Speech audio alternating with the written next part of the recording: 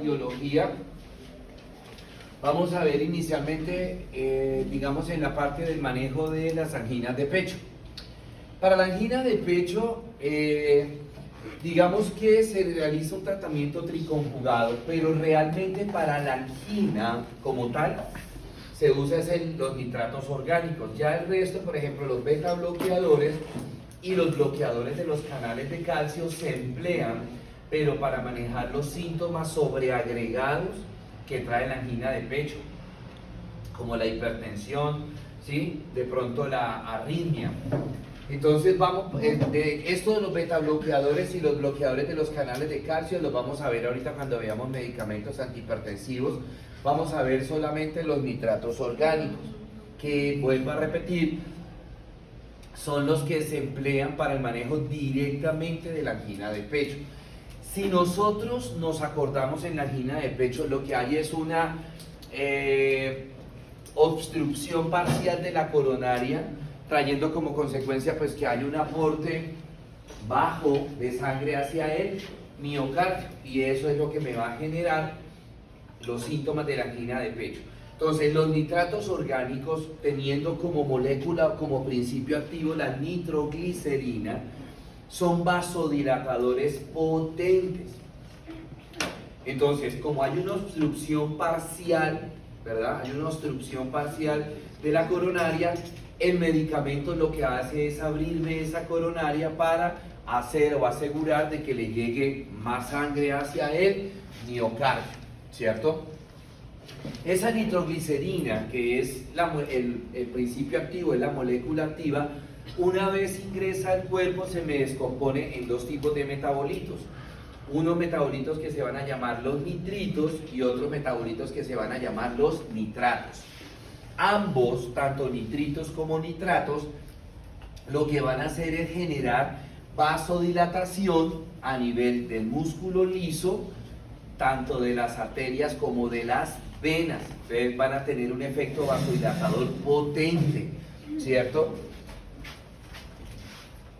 Esa venodilatación, o sea, la dilatación de la vena, además de que me va a asegurar sacar los desechos del miocardio, los desechos del corazón, me van a traer como consecuencia que se disminuya la presión arterial del paciente, ¿sí? Entonces vamos a través de la venodilatación vamos a manejar un poquito la hipertensión que el paciente me puede generar, esa angina de pecho, ¿cierto? Trae como consecuencia también la venodilatación que se disminuye un poco la sobrecarga, ¿sí? A nivel de los ventrículos, tanto a nivel de ventrículo izquierdo como a nivel de ventrículo derecho, al disminuir esa sobrecarga a nivel ventricular, el ventrículo va a trabajar mucho mejor, ¿sí? Y entonces se va a asegurar de que se envíe mayor cantidad de sangre hacia el cuerpo, ¿sí? Bueno, ¿cómo hace el mecanismo de acción? Entonces yo les decía que una vez que ingresa al organismo la nitroglicerina, ella se convierte en esos dos metabolitos, nitrito y nitrato, pero ¿por acción de quién? Entonces sobre esa nitroglicerina va a actuar una enzima que se llama la glutatión S-transferasa. Esa glutatión S-transferasa es la que convierte la nitroglicerina principalmente en el nitrito, ¿sí? Y muy poco en nitrato. Realmente el metabolito que más se produce en ese proceso de biotransformación a nivel hepático de la nitroglicerina es el nitrito, y en poca cantidad el nitrato. Ese nitrito, una vez que se formó, inmediatamente en cuestión de minutos se convierte en óxido nítrico, y ese óxido nítrico, por acción, lo que va a hacer es activar otra enzima que se llama la guanilil ciclasa. La acción de esa guanilil ciclasa es aumentarme los niveles de GMP cíclico, que es el monofosfato de guanosina. Perdón, que van otra vez a bailar. Pero ni a ver. Sí. Entonces, ese óxido Óxido nítrico me va a activar la guanililciclasa. Esta guanililciclasa me aumenta los niveles de monofosfato de guanosina, ¿sí? Que es el GMP cíclico. Al aumentarse los niveles de GMP cíclico, se va a producir la activación de otra enzima que se llama la sinasa de cadena ligera de la miosina. Recordemos que a nivel de músculo tenemos principalmente 4 proteínas, que es lactina, miosina, troponina, tropomiosina. Entonces, la que más tiene que ver con digamos que es la que inicia la contracción de la fibra muscular, es la miosina. Entonces, al aumentarse esa sinasa de cadena ligera de miosina, inmediatamente va a activarse varios filamentos de miosina para mejorar la contracción del miocardio. Ese es el mecanismo de acción de la nitroglicerina, ¿cierto? A nivel vascular, ya les había dicho que me genera vasodilatación tanto en el músculo liso arterial como en el músculo liso venoso, ¿cierto? Lo que les decía, me produce una disminución del trabajo cardíaco. ¿Por qué? Porque me mejora la sobrecarga, me disminuye la sobrecarga a nivel ventricular. Entonces el ventrículo no tiene que hacer tanto esfuerzo para contraerse y enviar la sangre principalmente a nivel de la aorta, a nivel de la circulación mayor. Bueno, seguimos con la parte vascular. Entonces, al producirse la vasodilatación arteriolar, le va a asegurar que le llegue más circulación, le llegue más sangre al miocardio a través a nivel de las coronarias y sus ramas colaterales, lo que trae como consecuencia que se me disminuya tanto la precarga como la poscarga, es decir, que se me disminuya el trabajo de la contracción auricular hacia ventrículo, es decir, la sístole, que vendría siendo la poscarga, y luego la parte de ventrículo hacia aorta y pulmonar, que vendría siendo la precarga diástole. Señor.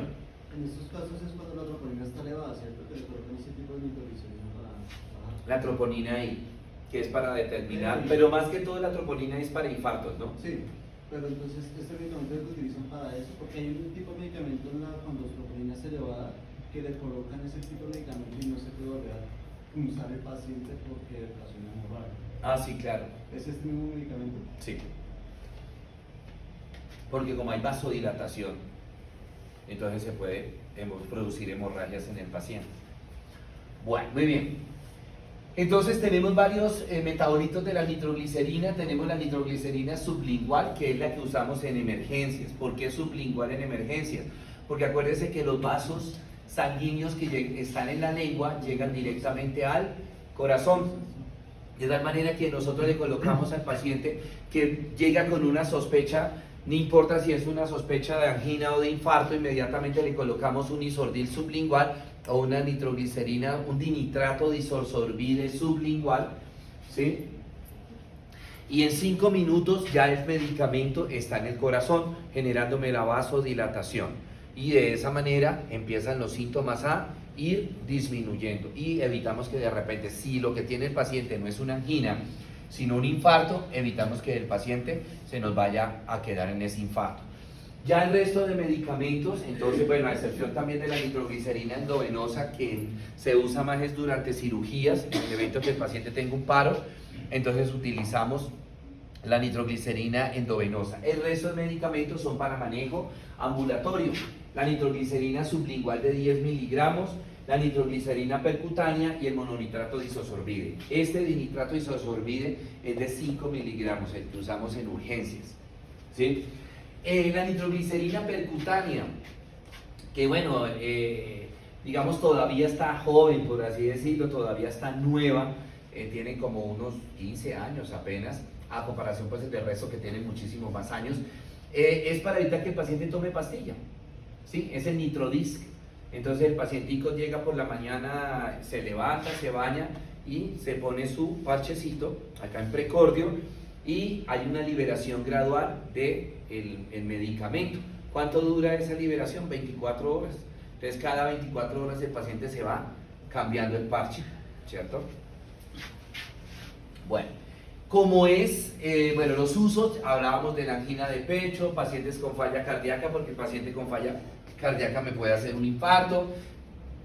En los infartos y en la angina de Prinzmetal, que es la que nosotros conocemos como una angina de preinfarto, ¿sí? Como esto produce vasodilatación potente, lo que hablaba ahorita, que no se puede funcionar al paciente porque como hay vasodilatación potente se puede generar un sangrado, una hemorragia en el paciente. Entonces, el efecto secundario más importante de estos medicamentos, de la nitroglicerina y cualquiera de sus derivados, es la cefalea, el dolor de cabeza. Entonces, cuando se le hace el tratamiento ambulatorio al paciente, toca explicarle que normalmente el medicamento le va a generar ¿qué? Dolor de cabeza por un tiempito, mientras que el cuerpo se habitúa al metabolito, puede ser 15, 20 días, un mes. ¿Sí? ¿Para qué hay que decirle esto al paciente? Pues para que el paciente, si experimenta el dolor de cabeza, porque lo va a experimentar, y el paciente va a decir, hombre, yo me tomo la pastilla y me da dolor de cabeza, yo creo que el medicamento me está haciendo daño, y suspende el tratamiento. Entonces, para evitar que el paciente no suspenda el tratamiento, sino que sepa que lo que está presentando, entre comillas, es normal por el producto, entonces toca informarle al paciente y que se le explica que puede tomar cualquier medicamento para el dolor de cabeza, acetaminofén, ibuprofeno, y que ese dolor de cabeza no va a ser por mucho tiempo, más o menos 15. La mayoría de los pacientes en cuestión de 15, 20 días ya el cuerpo se habitúa al metabolito y desaparece la cefalea. ¿No hay contraindicación con estos medicamentos para cualquier tipo de medicamentos para el dolor de cabeza? ¿Cómo?